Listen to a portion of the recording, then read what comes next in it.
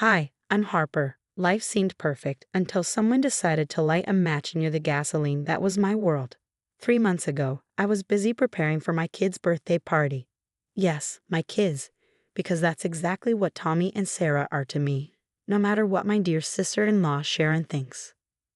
Mom, can we have chocolate and vanilla cake? Sarah tugged at my apron as I hung streamers across the living room. Her big brown eyes could melt even the hardest heart. Already ordered, Princess, I assured her, brushing a strand of hair from her face. Your brother specifically requested that chocolate volcano cake you two loved last year. Did someone say volcano cake? Tommy's head popped around the corner with impeccable timing. For a 12-year-old, he had a sixth sense for dessert-related conversations. Back to your homework, young man, I said with mock sternness. The party's tomorrow, and I don't want any unfinished assignments hanging over our heads. But Mom. No buts. I promise it'll be worth the wait. Just then, Mark, my husband, walked in and wrapped his arms around me from behind. Need any help, honey? James just called. He's bringing those extra tables we needed. Your brother is a lifesaver, I said, muttering under my breath, unlike some people we know. Mark chuckled, catching my tone. Sharon RSVP'd, didn't she? Oh yes. With her usual passive-aggressive message about how she's so glad to be included in her niece and nephew's special day. I rolled my eyes, recalling her text. Linda, my best friend since college, burst through the front door just then, her arms loaded with party supplies. The party fairy has arrived, she declared dramatically. And guess what? I bring gossip. You'll never guess who I just saw at the mall having a full-on meltdown over a return dress. Please tell me it wasn't Sharon, I groaned. Oh, it was, Linda replied with a grin, complete with demands to speak to the manager. I shouldn't have enjoyed the story as much as I did, but after 5 years of Sharon's snide comments about me planning house with her brother's family, I figured I'd earned a little schadenfreude. The truth was, I met Mark when Tommy and Sarah were 3 and 4. Their biological mother had walked out of their lives without a backward glance. I fell in love with all 3 of them, and 2 years later, we made it official, with both a marriage and an adoption. But Sharon never forgave me for replacing their real mom, as she liked to call it. Never mind that their real mom sent birthday cards 6 months late, if she remembered at all. Earth to Harper, Linda said, waving a hand in front of my face. Where should I put these streamers? Sorry, just thinking about tomorrow, I said, shaking myself out of my thoughts. The kids wanted the game corner over there, and the gift table by the window. It's going to be perfect, Mark said, squeezing my shoulder. The kids are excited. James is handling the entertainment, and Linda's got the decorations covered. And Sharon? Linda raised an eyebrow. Sharon will behave, Mark said firmly, or she'll leave early. These are my kids' birthdays, and I won't let anyone ruin it. If only we'd known what she was planning. But storms often strike when the skies seem clearest. The party was perfect, for a while. Tommy and Sarah were surrounded by friends. The volcano cake erupted right on cue, and even Sharon seemed to be on her best behavior. I should have known it wouldn't last. Present time, Sarah announced, bouncing in her seat. Tommy tried to play it cool, but I saw the excitement in his eyes. They always opened gifts together, taking turns. This one's from Aunt Sharon, Tommy read aloud, reaching for a large envelope. Sharon stepped forward, that dreaded smile spreading across her face. Actually, she said, her voice dripping with false sincerity, I have something special to share first. Children, I think you're old enough to know the truth about your real mother. The room went silent. My heart stopped. She didn't abandon you like I told you, Sharon continued. I've been in touch with her, and she misses you both so much. She even has pictures to prove it. She pulled out a stack of photos, and I watched in horror as Tommy and Sarah's faces shifted from confusion to shock. Sarah's lip trembled. That's enough, Mark's voice boomed, cutting through the silence. Sharon outside. Now. They deserve to know, Sharon shot back. Harper's been playing pretend mom long enough. Linda quickly ushered the other kids into another room, while James stepped between Sharon and my children. But Mom, Tommy's voice cracked, tears pooling in his eyes. You said she left us. She did, sweetheart, I said gently, my own voice shaking. Your aunt isn't. I have proof. Sharon interrupted, waving a stack of papers, letters, and photos triumphantly. She writes to me about them all the time. Mark's hand shot out, gripping Sharon's arm as he practically dragged her toward the door. How dare you, at their birthday party? Get out! They're not your children. Sharon shrieked, her face red with fury as Mark pushed her outside. They'll never be yours. Sarah burst into tears and bolted upstairs. Tommy sat frozen, staring at the scattered photos on the floor.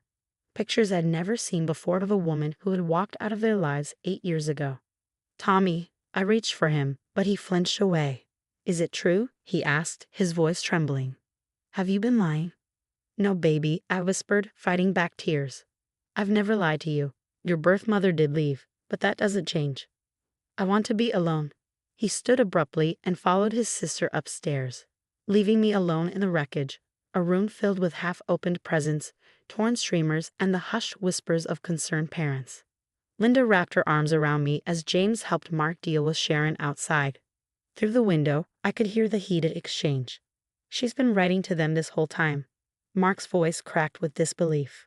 They deserve to know. Sharon shouted back. You can't keep playing happy family forever. The party dissolved after that. Parents hurried their children out with awkward apologies, leaving me in a house that felt unbearably empty despite the lingering decorations. Upstairs, the muffled sound of my children crying cut through me like a knife. Something inside me hardened. Sharon hadn't just ruined a party, she tried to destroy my family. And for that, there would be consequences. 2 weeks later, I sat at Linda's kitchen table, surrounded by a mountain of evidence. Printouts of Sharon's social media history, email threads, and screenshots cluttered the space.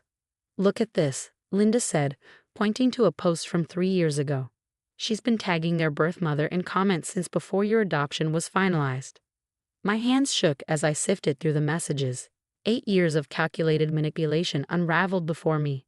James walked in carrying a thick folder. You need to see this, he said grimly. I found Sharon's old laptop while cleaning Mom's attic. He spread out emails showing Sharon's desperate attempts to locate the kid's birth mother. She hired a private investigator 2 months before your wedding, James continued. She's been planning this for years. My phone buzzed. Another message from Sharon in the family group chat. I only told them the truth. Stop keeping them from their mother.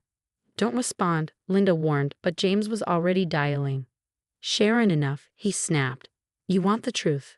Here it is. You've been jealous of Harper since day one. Remember when you tried to set Mark up with your coworker at Christmas? That was different. Sharon protested. I was just trying to. To what? Break up a happy family. James interrupted.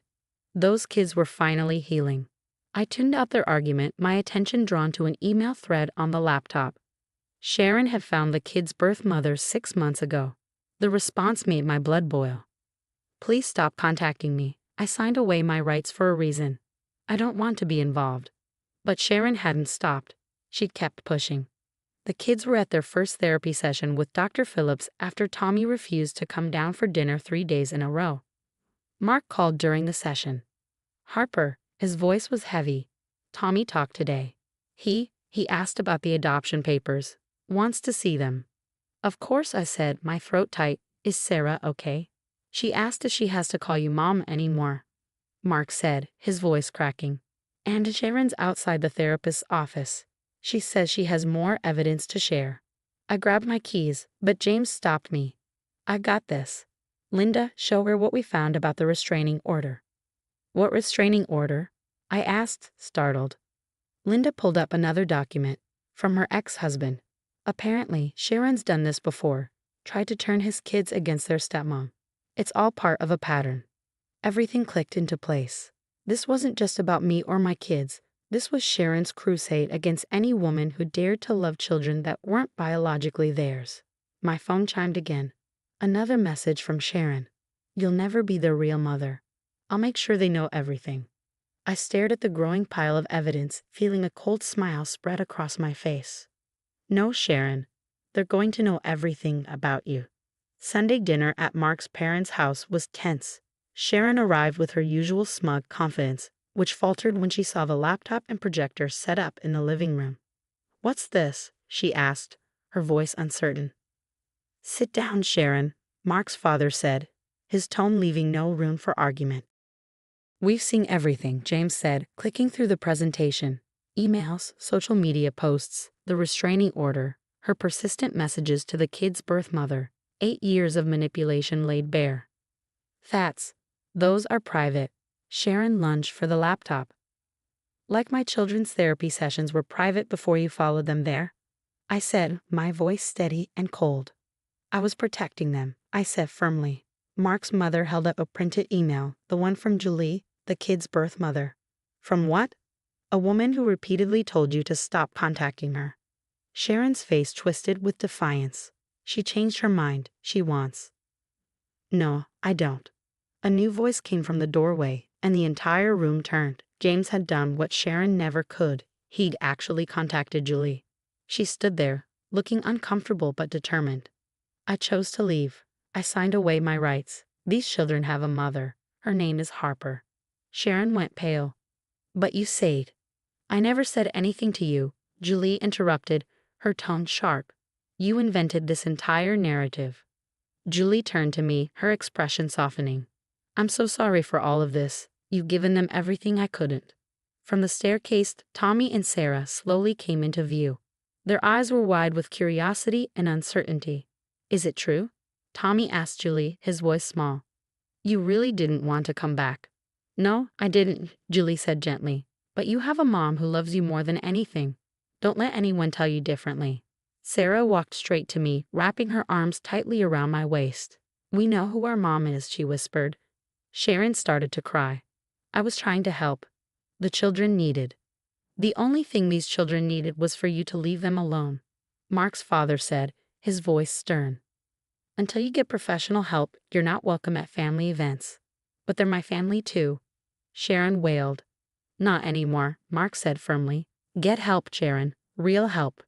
3 months later, we celebrated the kid's half-birthday, a new tradition born out of the chaos. Tommy hung his latest art project on the fridge, a colorful family portrait, while Sarah worked on her speech for Adoption Awareness Day at school. Proud to tell her story, Mark said, watching her from the kitchen. Sharon's social circle had crumbled after the truth came out. Her church group, the school board she tried to influence, even her workplace, none of them wanted anything to do with someone who had traumatized children for her own agenda. Mom, Sarah called. Can you help me practice my speech? Coming, sweetheart, I replied. She beamed as I entered the room. It's about how family is about love, not blood. Tommy helped me write it. I pulled them both into a hug, feeling the strength of our bond. It was stronger now, tested and tempered by everything we'd endured. Later that evening, Linda and James came over for our weekly dinner with Mark's parents. Julie had sent a thoughtful card, affirming the kids' choice to embrace their adoptive family fully. As for Sharon, last we heard, she'd moved to another state. Sometimes healing means letting go, not just for us, but for her too. But this story isn't about Sharon anymore. It's about a family that chose each other, weathered the storm, and came out stronger.